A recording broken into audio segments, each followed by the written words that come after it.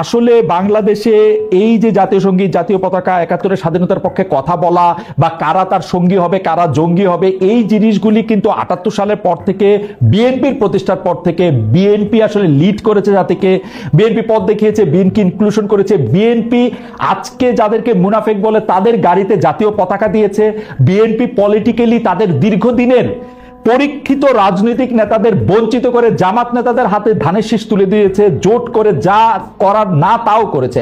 এখন হঠাৎ করে জামাত এত খারাপ হয়ে গেল, আমি জনাব ইশাকের সাথে একদম একমত। যদি আজকে সিনারিওতে আওয়ামী লীগ থাকতো, ওর যদি জামাতকে লাগতো, তখন কিন্তু জামাত এত খারাপ হইতো না। বিএনপির এই রাজনীতিটাকে আপনি অনেক স্বার্থবাদী, মানে আপনি আপনাদের এই রাজনীতিটাকে অনেক স্বার্থবাদিতার রাজনীতি আপনি মনে করেন কিনা? দেখুন, বিএনপি ভোটের রাজনীতি করে, আওয়ামী লীগও ভোটের রাজনীতি করে। বাংলাদেশে এই ভোটের রাজনীতিতে, বাংলাদেশে নয় মানে সারা বিশ্বব্যাপী ভোটের রাজনীতিতে জোট একটা খুবই কমন একটা ফেনোমেনা, এবং সেই জোট গঠন আওয়ামী লীগও যেমন এক সময়ে জামাতের সঙ্গে যুগপৎ আন্দোলন করেছে, বিএনপিও সেভাবে জামাতের সঙ্গে ২০০১ সালে গিয়ে জোট করেছে। কিন্তু গত ১৫ বছর আমরা যেভাবে মুক্তিযুদ্ধের ইতিহাস বিকৃতি, সকল কৃতিত্ব একজনের হাতে দিয়ে দেওয়া, মুক্তিযোদ্ধার তালিকার মধ্যে হাজারে হাজারে ভুয়া মুক্তিযোদ্ধা ঢোকানো, কিংবা ধরুন একেবারে legal frame digital security act করে দিয়ে ভরা হয়েছে। বিএনপি কিন্তু ৩ বার রাষ্ট্র পরিচালনার দায়িত্বে ছিল অতীতে, কিন্তু কখনো কিন্তু আমরা তেমনটি ঘটতে দেখি নাই। হ্যাঁ, আমি অস্বীকার করবার কোনো উপায় নাই, বিএনপি জামাতের সঙ্গে জোটের রাজনীতি করেছে, বিএনপি নিজামী গাড়িতে পতাকা তুলে দিয়েছে, মন্ত্রিত্ব দিয়েছে, এগুলো অস্বীকার করবার কিছু নেই, এগুলো ইতিহাস, এগুলো আমরা সকলেই জানি। তবে বাংলাদেশের রাজাকারের গাড়িতে প্রথম পতাকা আওয়ামী লীগ কিন্তু যখন তারা ক্ষমতায় এসেছিল ৯৬ সালে, তখন কিন্তু তারা তুলে দিয়েছিল নুরু রাজাকারের গাড়িতে, আমার যদি নামটা যদি ভুল না করে থাকি, হ্যাঁ, তো তারা তুলে দিয়েছিল। সো একটা বিষয় বলেন।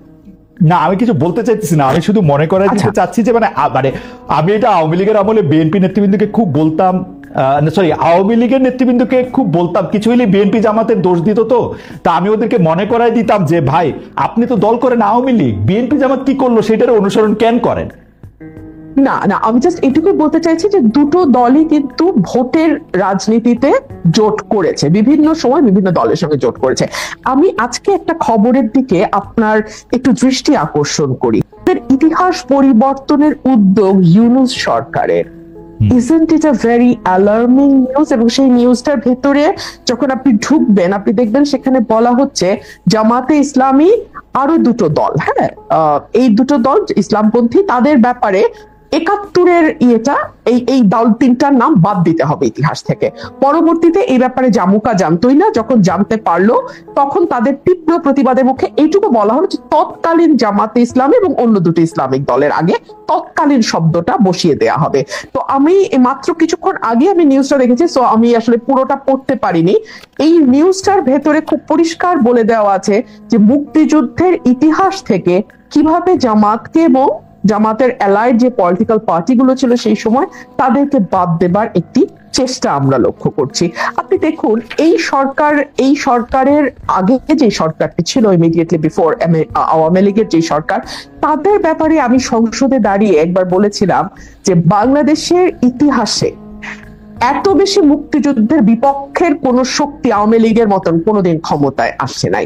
বিকজ আওয়ামী লীগ যেটা করেছে, বাংলাদেশের মুক্তিযুদ্ধের যে মূল স্পিরিট, সাম্য, মানবিক মর্যাদা, সামাজিক ন্যায় বিচার এবং গণতন্ত্র, এই প্রতিটা জিনিসকে গত ১৫ বছরের তারা ধ্বংস করে দিয়েছে।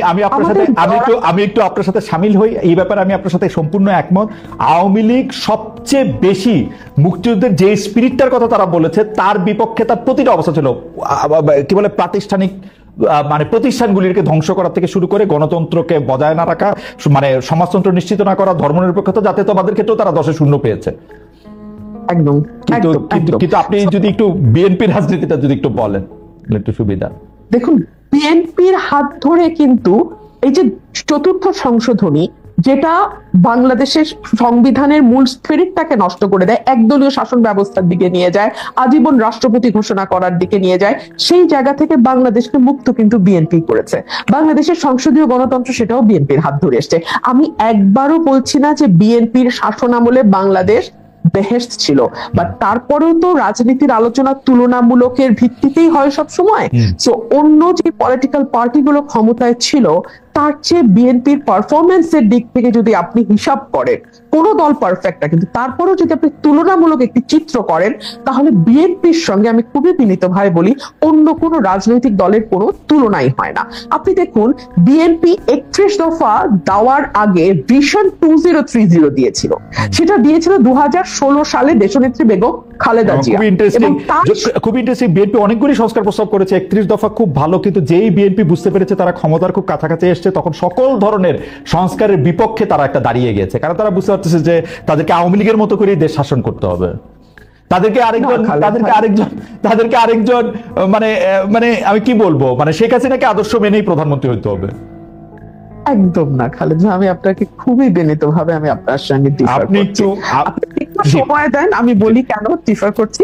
আচ্ছা, বিএনপি এটা বলেছে যে যেই সংস্কারগুলো মূল, যেমন প্রধানমন্ত্রী, রাষ্ট্রপতি, মন্ত্রী পরিষদের মধ্যে ক্ষমতার ভারসাম্য, এক ব্যক্তি পরপর দুইবারের বেশি প্রধানমন্ত্রী হতে না পারা, সংসদে আপার হাউস লোয়ার হাউসের প্রভিশন আনা, আর্টিকেল 70 সংশোধন করা, এই প্রতিটাই কিন্তু সাংবিধানিক সংস্কার।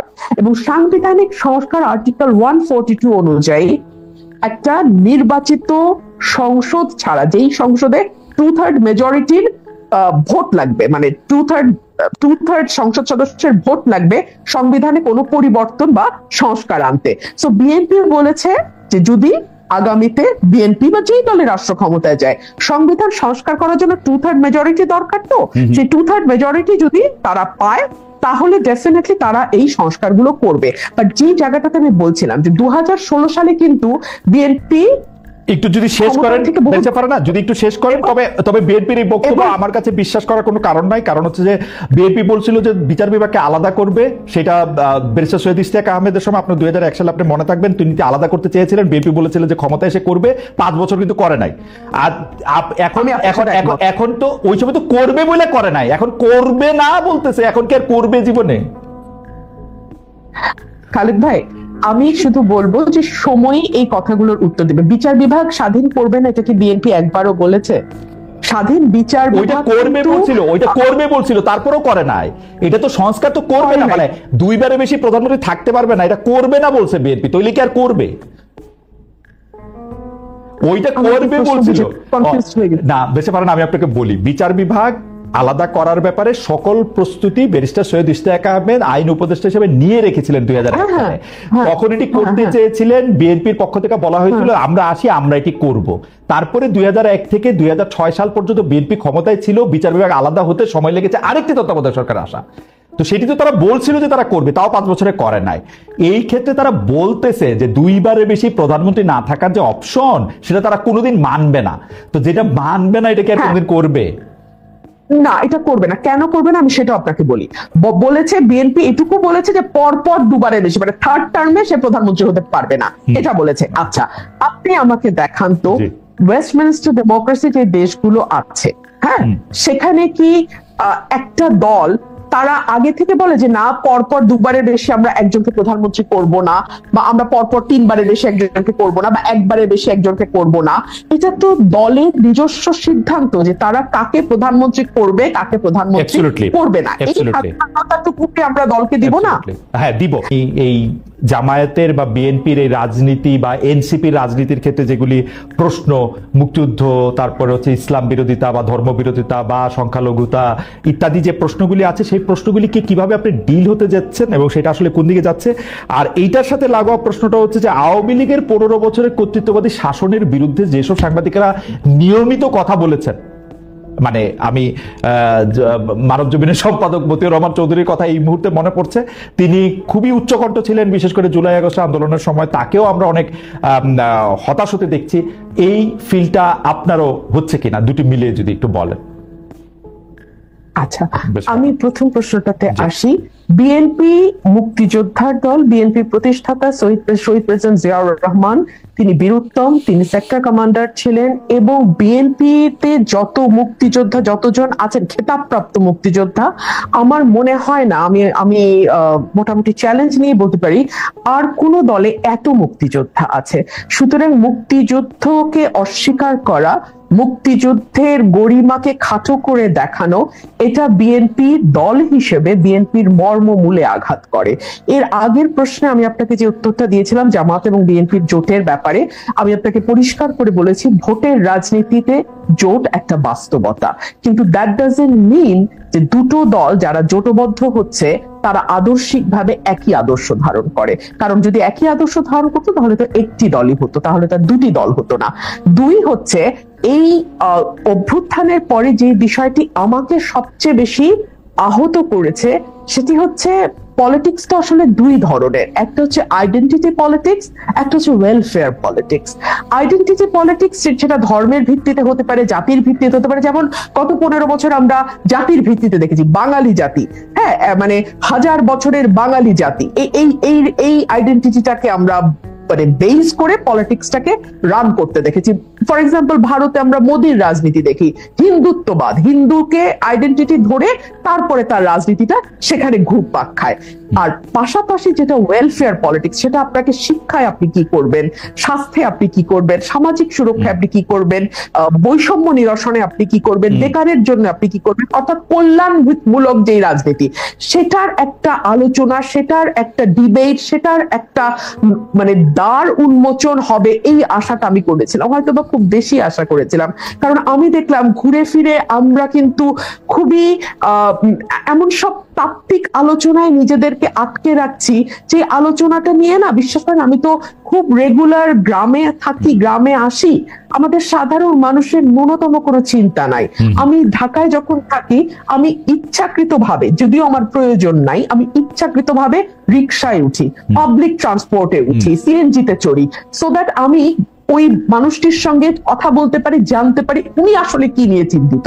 বিকজ ওনারাই তো দেশের মেজরিটি, তাই না? ওনারাই তো মেজর শেয়ার হোল্ডার। ওনারা কিন্তু ওই কল্যাণমূলক রাজনীতি যে বিষয়গুলো নিয়ে আলাপ করে, যে বিষয়গুলোর চর্চা কল্যাণমূলক, আমাদের সময় শেষ হয়ে আসছে, একটু যদি করো যে একটু যদি শেষ করেন সময় শেষে। আমি আমি আমি আমি আমি আশাবাদী হতাম যদি আমি দেখতাম যে বিএনপি, জামাত, এনসিপির রাজনীতি হচ্ছে এরকম, বিএনপি তার প্রস্তাবনা দিচ্ছে যে আমরা আসলে এই এই কাজগুলো করব, স্বাস্থ্যে এগুলো করব, শিক্ষায় এগুলো করব, বেকারত্ব নিরসনে, জামাত দিচ্ছে তার প্রস্তাব, এনসিপি দিচ্ছে তার প্রস্তাব, সেখান থেকে মানুষ বেছে নেওয়ার সুযোগ পাচ্ছে। কিন্তু না, রাজনীতি ঘুরপাক খাচ্ছে জাতীয় সঙ্গীত কি থাকবে না থাকবে না, এটা কি গোলাম আজমের বাংলা কিনা, গোলাম আজমের বাংলা হলে সেখানে আওয়ামী লীগের ঠাঁই হবে কি হবে না, আমাদের মানে এই বিষয়গুলো না আপনাকে কেবলমাত্র গুটি কয়েক মানুষের আমি কি বলবো যে মানে রাজনীতির খোরাক হতে পারে, কিন্তু সেটা মাস পিপলকে কখনোই এই রাজনীতি স্পর্শ করবে না। আমি একটু বাংলাদেশে কি আসলে মাস পিপলের রাজনীতিটা হইছে কোনোদিন? বাংলাদেশ তো সবসময় রেটরিক নিয়ে রাজনীতি হয়, মানে মুক্তিযুদ্ধের স্লোগান কোনটা কোনটা আসলে জামাত ইসলামী, কোনটা আসলে বিএনপি। জি বলেন, মাস পিপলের রাজনীতি হয়েছে? হয় নাই বলেই না আমি স্বপ্ন দেখছিলাম যে এটা যদি হতো, কিন্তু হয় নাই, হওয়ার শুরুটাও হয় নাই।